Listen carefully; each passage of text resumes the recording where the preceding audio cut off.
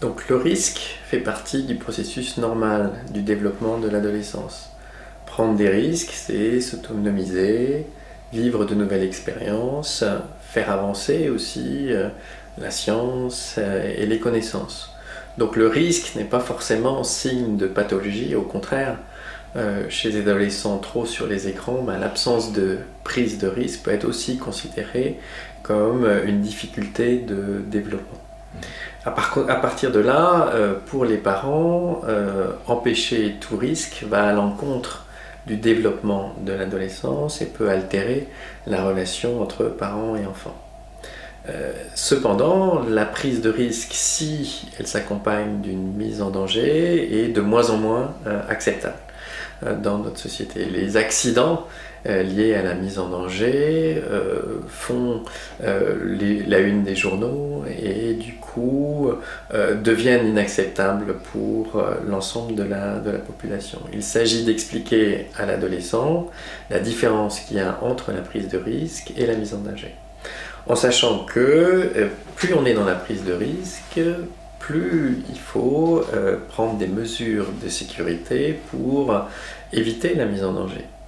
Prenons l'exemple des sportifs de l'extrême.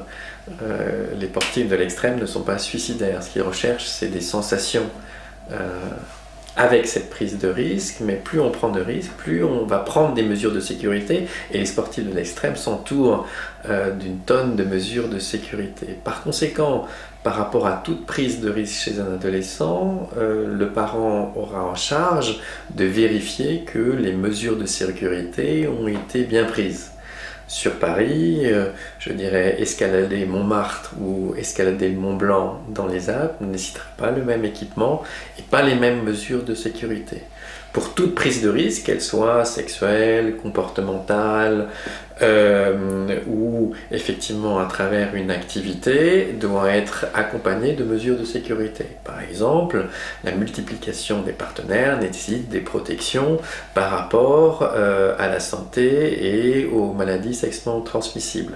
L'organisation d'une soirée à 5 personnes, 15 personnes, 20 personnes ne nécessite pas les mêmes mesures de sécurité. Donc ce qu'il faut expliquer aux parents, c'est la différence qu'il y a entre les deux, l'un étant normal, l'autre étant inacceptable, et c'est tout l'art des parents d'accompagner l'adolescent dans ça. Et une des manières, c'est de l'accompagner dans par exemple, le développement des compétences psychosociales et par exemple le sens critique par rapport à ça.